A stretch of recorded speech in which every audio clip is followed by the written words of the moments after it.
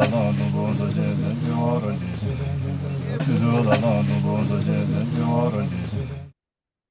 everybody. Alan Arnett here with another podcast on the blog on alanarnett.com.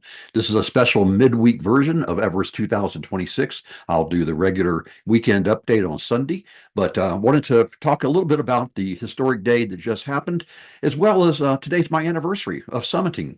And also, I want to make an announcement that I've finished my memoir about K2 and my mom, Ida, and her journey with Alzheimer's. The title of my memoir is Hard or Impossible: Summiting K2 for Ida. And I'm currently searching for an agent and a publisher, and I hope to have it published however long that takes in this crazy world of getting books published. But you can go to my website, alanarnett.com/memoir, and that way you can see a preview of the book, just a little teaser, and also you can sign up for notification for when it becomes available for purchase by after it's being published. So thanks for listening to that. So back to Everest. Boy, yesterday was a big day, historic day, 274 summits. I'm guessing around 125 members, maybe 150 Sherpas, maybe a bit less on the member, maybe a bit more on the Sherpas. But the reason everybody went up that day, as we've been following all season long, we had that Serac that was blocking the ice fall. Then we had the jet stream that moved in and it sat on top of the summit, delaying things. So everybody was waiting for the winds to kind of calm down. And it looks like that yesterday, I don't think they were excellent, because I saw some videos, many videos actually, and it's swirling winds. And I'm getting reports that between the crowds and the winds, that there was frostbite, snow blindness, rescues. And we'll probably never know the real truth of what happened, but you will hear some stories about people that were miraculously saved by other people, the generosity of the climbing community, as well as some real bad disasters. But in any event, congratulations to all of those who summited. And then today, right at 100 more summited. So I'm guessing that around 600 people have summited thus far, and we still have another 150 to 200 to go over the next several days, including our many of the no-O's climbers, plus our fastest known time runners. So still the action is going to happen all the way through probably the end of the month. Hopefully the jet's going to cooperate and not come back.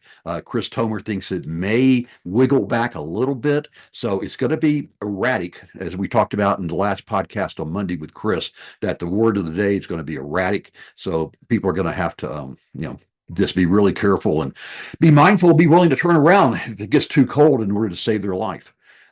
So that's really the latest overall news.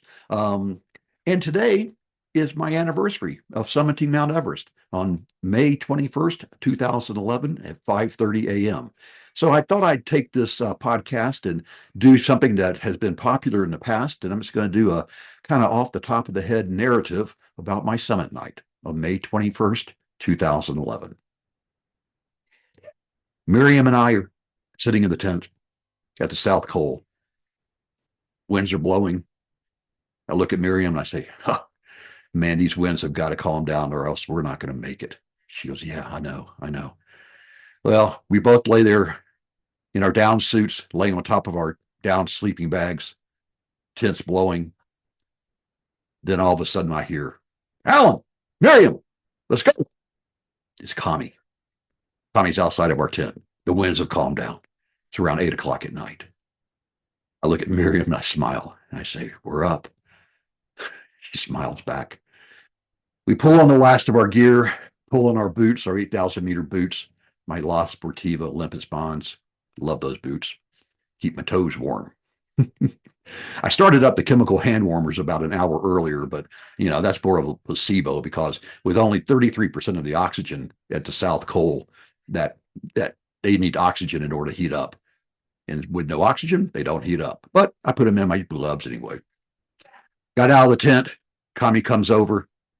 I look at him. There's a glisten in his eye.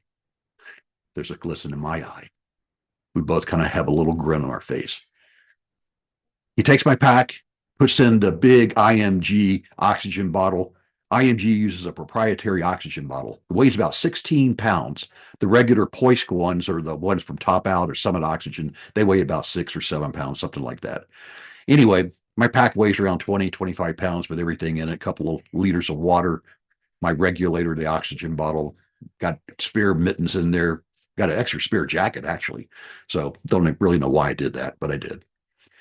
But I'm standing outside.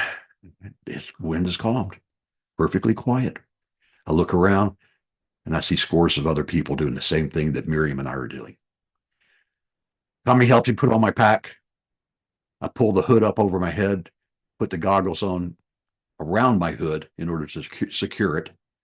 I've got my gloves on, my Black Diamond mercury mitts. Tommy starts walking, and I start following. He's the leader, I'm the follower. We walk out of base camp. Memories come back to me of doing this in 2002, 2003, 2008. I remember then going way too fast. I went maybe a football field, a soccer pitch, and all of a sudden I'm hyperventilating like crazy. I'm going, whoa, whoa, slow down, guys, slow down. This time I don't make that mistake. Tommy knows how to pace, and I know how to follow.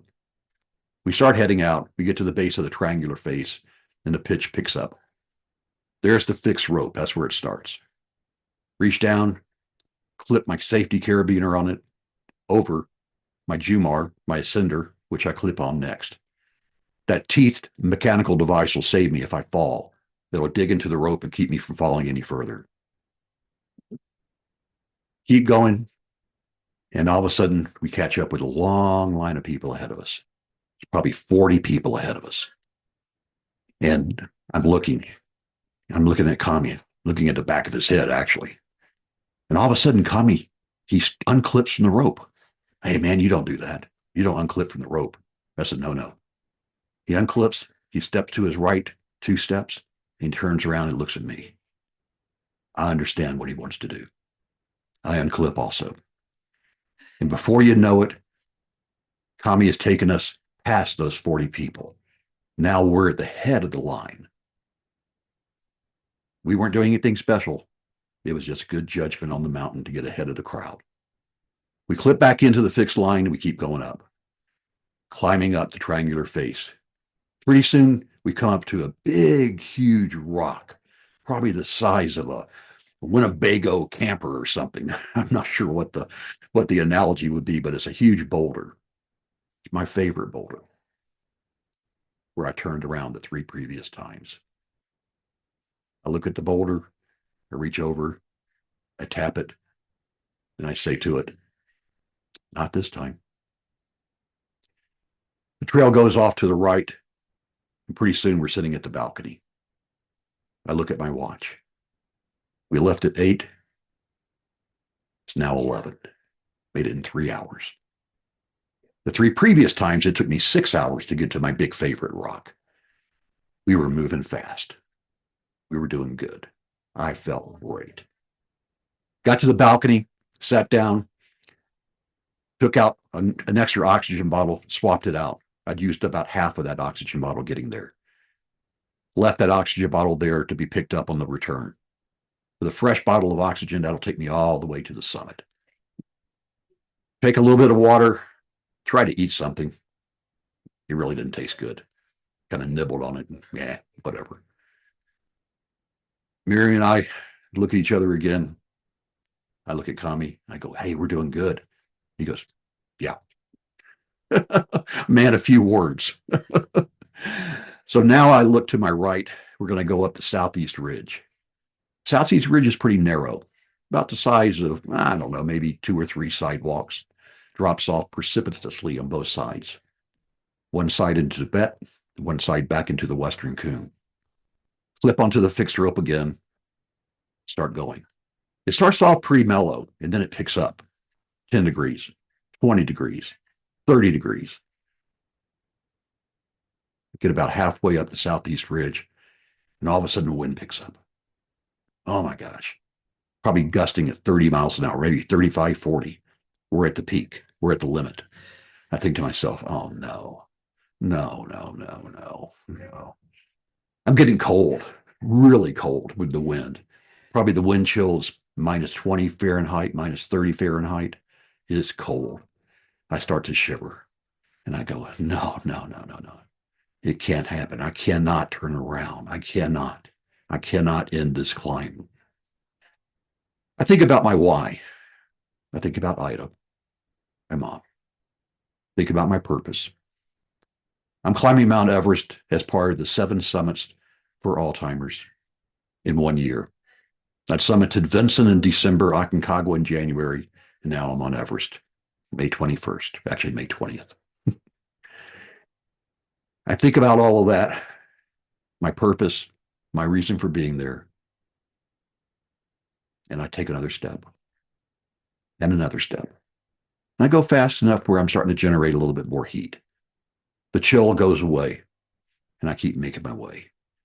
All of a sudden, I'm standing on a little bump on the ridge. I think, oh, I'm at the South Summit.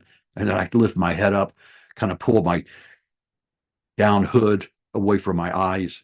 And I realized, no, I'm not at the South Summit. It's the False Summit. And then it goes up like 60 degrees. And I go, oh, man. Nobody told me climbing Mount Everest was going to be so steep. So I waddle my way up. Finally, I get to the top of the South Summit. But then I realize, Alan, you're at the South Summit. You're at the highest elevation you've ever been to in your life. I look ahead and the trail goes down. I go, well, that's not right. You're supposed to keep going up. Well, sure enough, from the South Summit, it goes down to the Cornice Traverse, a very narrow, maybe 2 sidewalks wide. Drops off 6,000 feet on one side, 8,000 feet down the Kanshung face into Tibet on the other side, to the climber's right. You know what, though? I don't even notice it. I'm so focused on getting to the summit. I'm taking each step. Get across the Kanshung face, and I know the Hillary step is the next one coming up. Remember, this is 2011. This is before the earthquake really reconfigured it, if you will, in 2015. So it's about 100-foot off width crack. I get to it. I stop.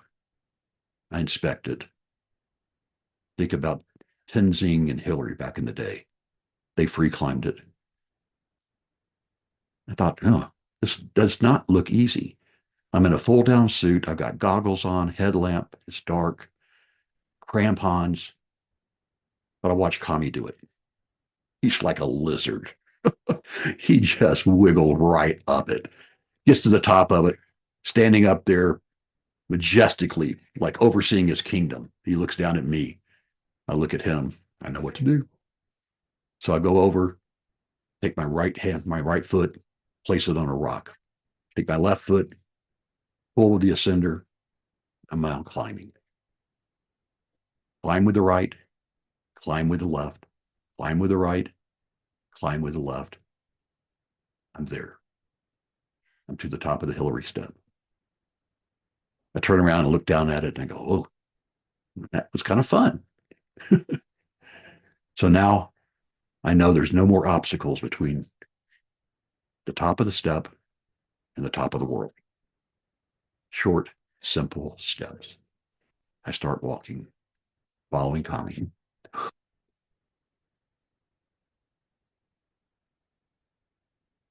Deep breaths, short, simple steps. I go over a little bump and down, another little bump and down.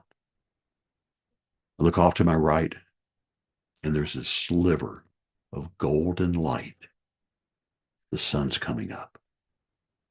It's around 5 a.m. Short, simple steps. Control your breathing, control your emotions.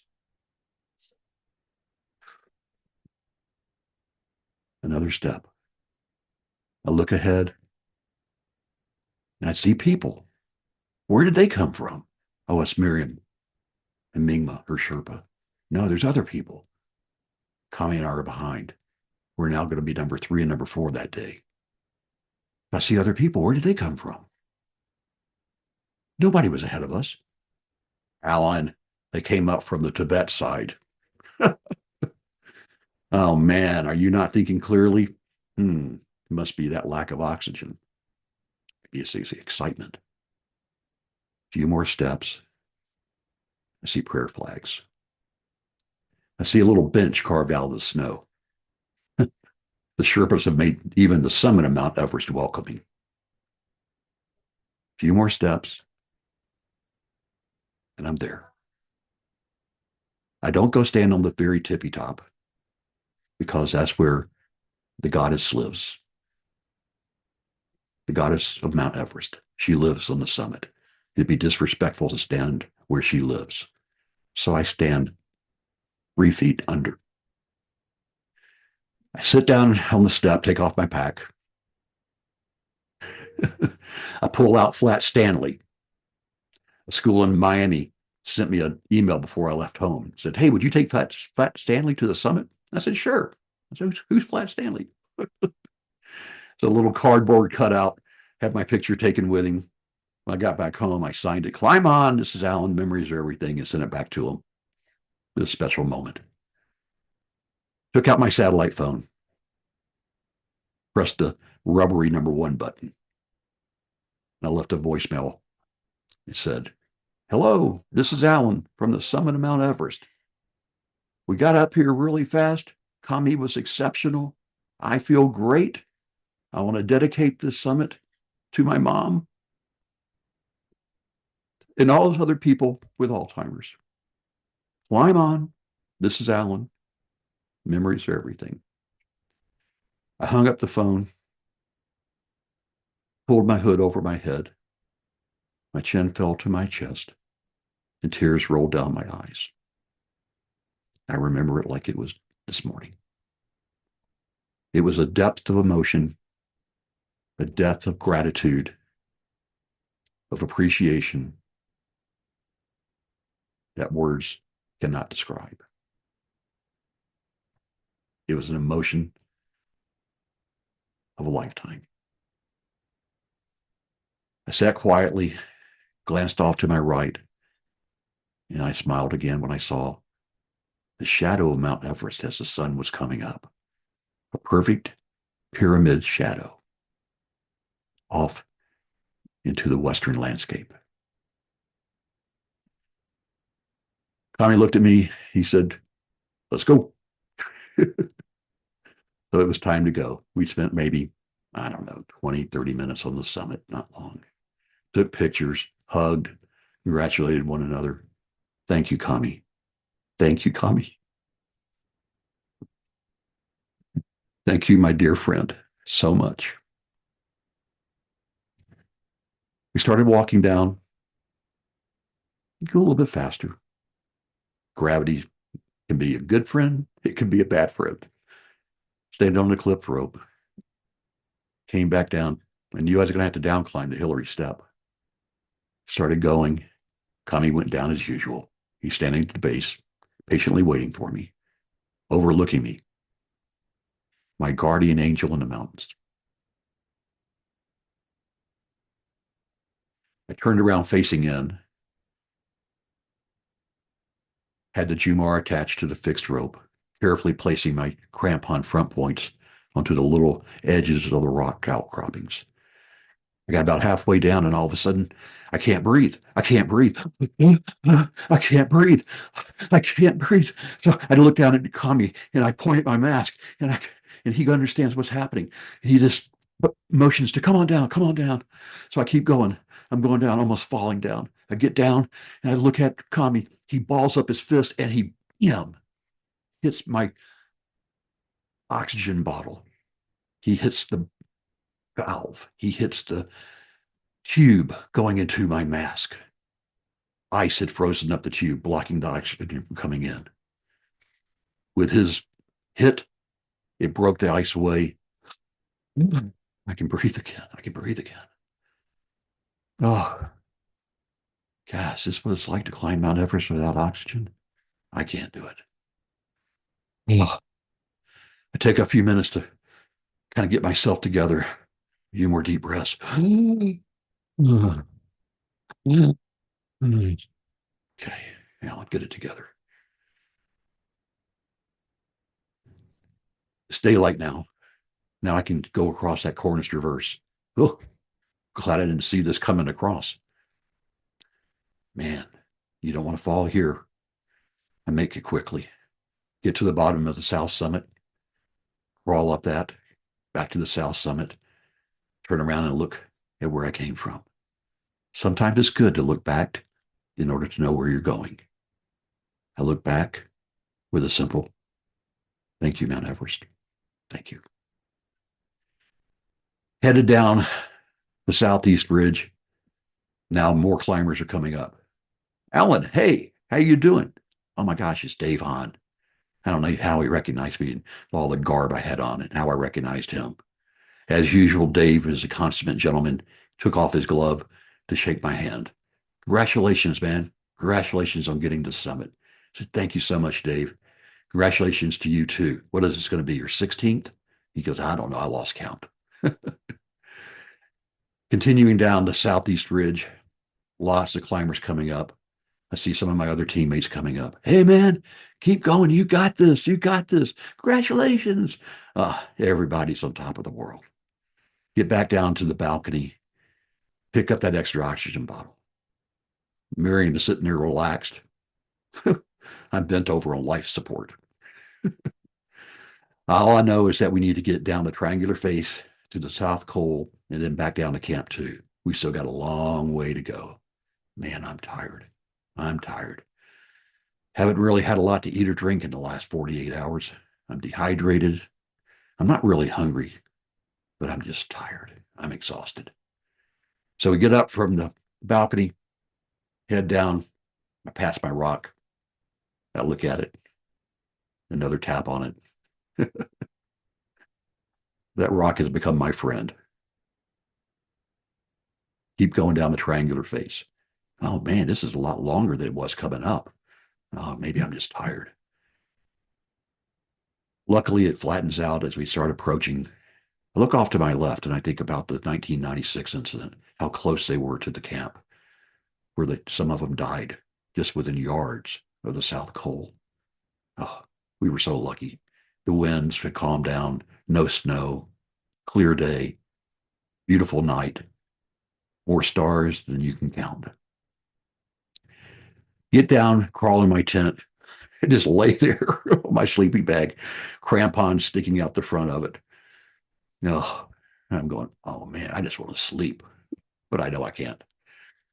Tommy comes over with some water. I top off my bottle, eat a little bit, pack up my sleeping bag, all my gear, put it in my pack, throw the pack on, start walking away from the South Col, thinking, I'll never be here again.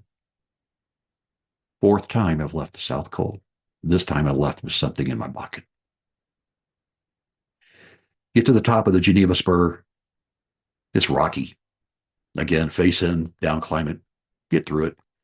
It's pretty flat going over to the yellow band. Get there. Again, it's very slick limestone. Got to be really careful with your crampons. Stay clipped in. Always stay clipped in, unless you're passing people. Go past the yellow band. Go down. Now going down the Lhotse face. Go by the remnants of Camp 3. All there are tent platforms dug out. No tents are there. All the tents have been moved to the South Col. Crawl through it. Stop again. I sit down in one of the tent platforms. My head kind of falls down. Tommy comes over and goes, don't go to sleep. Don't sleep. Don't sleep.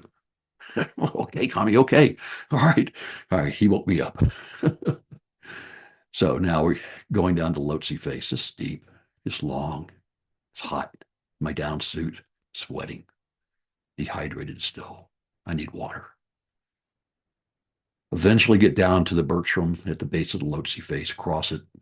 Actually, you have to cross the ladder. Last thing I wanted to do. Get down to the top of the Western Cwm, and now it's just about an hour to get to Camp 2. We're walking along slowly, slowly, slowly, plodding along. Not even short, simple steps. It's stumbling steps. Dead man walking, exhausted. Pretty soon I see a couple of figures off in the distance. As we get closer to one another, the gap between us narrowing. I realize it's our camp cook and one of the cook boys.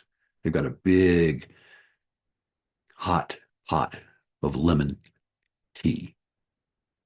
They come up, congratulations, Summit, Summit, congratulations. Hugs all around. Oh my gosh, that tea tastes so good. Can I have another? Oh, namaste, namaste. Ashidalik. Get back to camp to take off my crampons, take off my 8,000 meter boots, take off my down suit. Laying in my base layer, I lay on top of my sleeping bag. Oh my gosh, we did it. We did it. Climb on. This is Alan. Memories are everything.